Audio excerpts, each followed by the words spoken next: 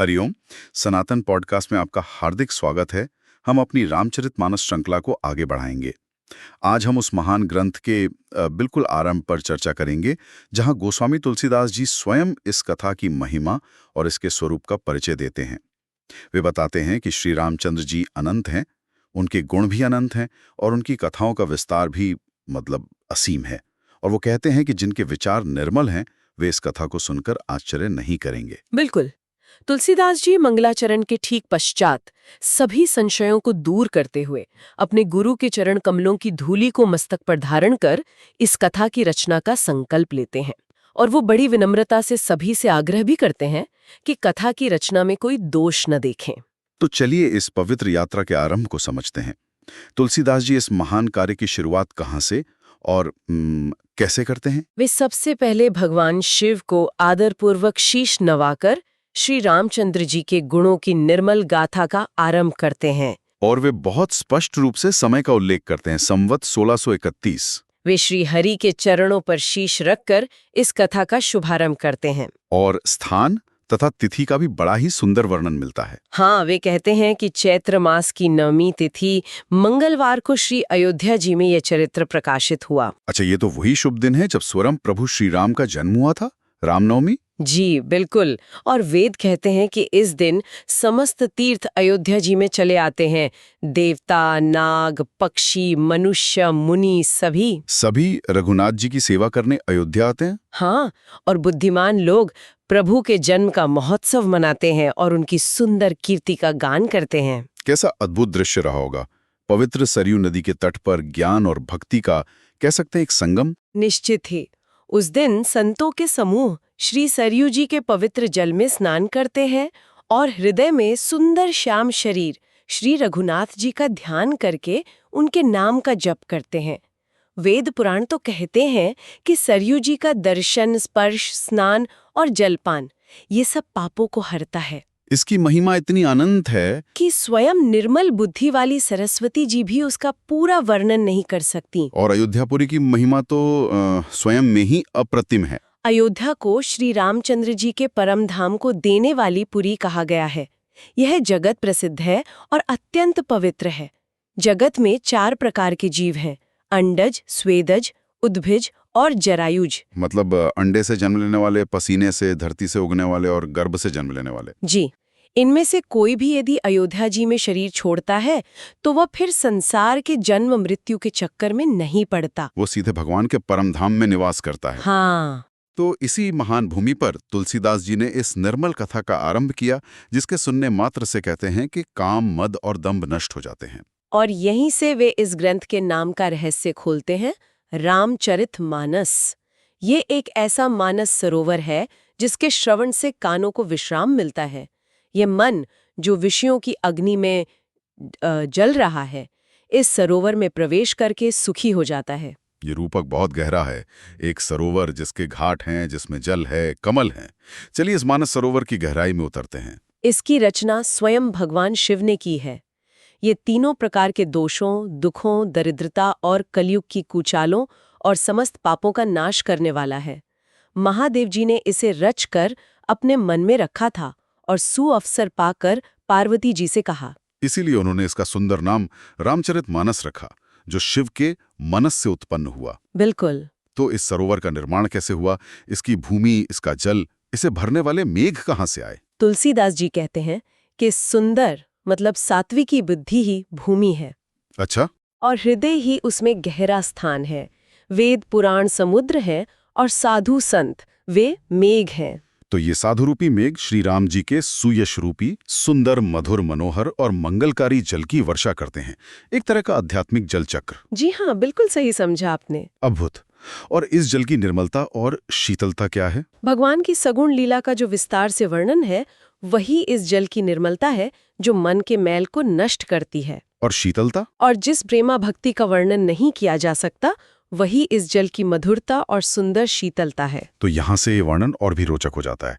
इस सरोवर के घाट, सीढ़ियां, कमल, ये सब क्या है? इस कथा में जो 4 अत्यंत सुंदर और उत्तम संवाद हैं, भुशुंडी गरुड़, शिव पार्वती जी, याज्ञवल्क्य, भरद्वाज और तुलसीदास व संत समाज, यही इस पवित्र और सुंदर सरोवर के 4 मनोहर घाट हैं। तो साधक अपनी प्रकृति के अनुसार किसी भी घाट से प्रवेश कर सकता है। हाँ, और 7 कांड ही इसकी 7 सुंदर सीढ़ियां हैं, जिन्हें ज्ञान रूपी नेत्रों से देखते ही मन प्रसन्न हो जाता है। और सरोवर की गहराई, उसकी कोई था है। श्री रघुनाथ जी की निर्गुण महिमा का जो वर्णन है, वही इस सुंदर जल की अथाह गहराई है। श्री राम और सीता जी का यश अमृत के समान जल है। और चौपाइयाँ? सुंदर चौपाइयां ही इसमें घनी फैली हुई कमलिनियां हैं, और कविता की युक्तियां सुंदर मोती उत्पन्न करने वाली सुहावनी सीपियां हैं। तो इस सरोवर में कमल, भौरे, हंस और अन्य जीव भी तो होंगे? हाँ, क्यों नहीं। जो सुंदर छंद, सोरहटे और दोहे हैं, वे ही इसमें बहुरंगे कमलों के समूह सुशोभित हैं। और भौरे? सत्कर्मों मतलब पुण्यों के पुंज भोरों की सुंदर पंक्तियां हैं, और ज्ञान, वैराग्य तथा विचार हंस हैं। धर्म, अर्थ, काम, मोक्ष, काव्य के 9 रस, जप, तप, योग, ये सब इस सरोवर के सुंदर जलचर जीव हैं। जी, और संतों की सभा ही इस सरोवर के चारों ओर की अमराई यानी आम की बगिया है। और श्रद्धा? श्रद्धा वसंत ऋतु के समान कही गई है। रुकिए, ये बहुत सुंदर है। श्रद्धा वसंत ऋतु है, मतलब जैसे वसंत के बिना फूल नहीं खिलते, वैसे ही श्रद्धा के बिना हमारे भीतर ज्ञान पुष्पित नहीं हो सकता। ये तो संपूर्ण आध्यात्मिक परिस्थिति की तंत्र जैसा है। निश्चित रूप से नाना प्रकार से भक्ति का निरूपण और क्षमा, दया तथा दम मतलब इंद्रिय निग्रह, ये लताओं के मंडप हैं। और उन पर लगे फूल और फल, यम नियम ही उनके फूल हैं, ज्ञान फल है, और श्री हरि के चरणों में प्रेम ही इस ज्ञान रूपी फल का रस है। तो इस अद्भुत मानसरोवर का अधिकारी कौन है? मतलब कौन इसमें स्नान कर सकता है? जो लोग इस चरित्र को सावधानी से गाते हैं, वे ही इस तालाब के चतुर रखवाले हैं। और श्रोता? और जो स्त्री पुरुष सदा आदरपूर्वक इसे सुनते हैं, वे ही इस सुंदर मानस के अधिकारी उत्तम देवता हैं। और कौन है जो इससे वंचित रह जाता है? जो अत्यंत दुष्ट और विषयी हैं, वे अभागे बगुले और कौवे हैं, जो इस सरोवर के समीप नहीं जा पाते। क्यों? ऐसा क्यों? क्योंकि यहाँ घोंगिए, मेंढक और सेवार के समान विषय रस की कथाएं हैं ही नहीं।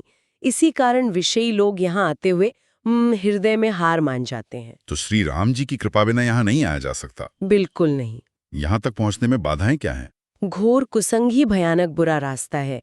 कुसंगियों के वचन ही बाघ, सिंह और सांप हैं। और ये जो घर के कामकाज और गृहस्थी के जंजाल हैं, वे ही अत्यंत दुर्गम बड़े बड़े पहाड़ हैं।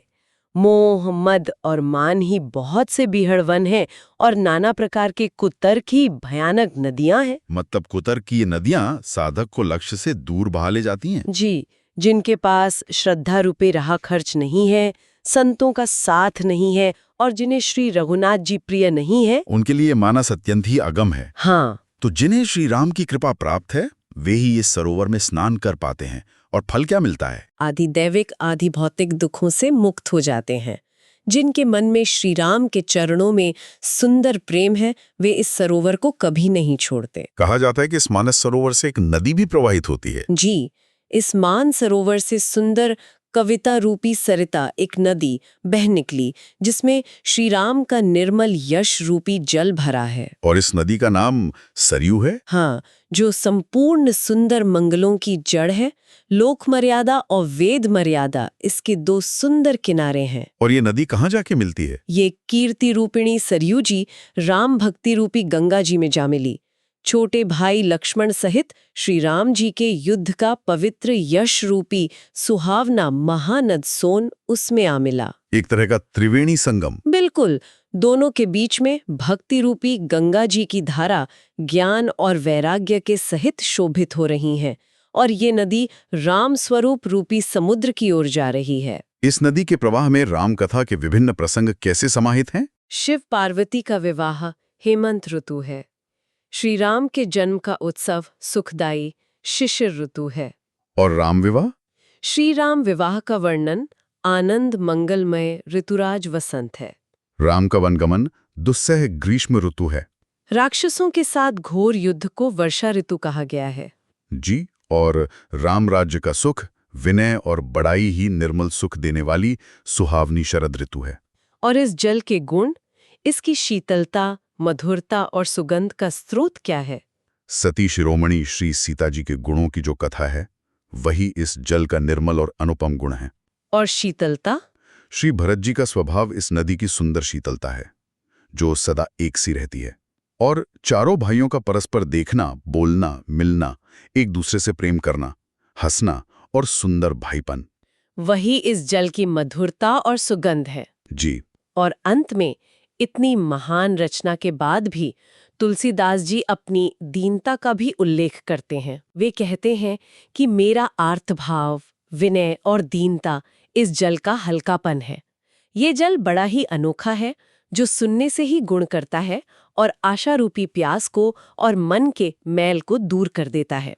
तो ये काम, क्रोध, मद और मोह का नाश करने वाला है। हाँ, और निर्मल ज्ञान और वैराग्य को बढ़ाने वाला है। जिन्होंने इस जल से अपने हृदय को नहीं धोया, वे कायर कलयुग के द्वारा ठगे गए। जैसे प्यासा हिरण सूर्य की किरणों के भ्रम को वास्तविक जल समझकर दौड़ता है और अंत में दुखी होता है। बिल्कुल।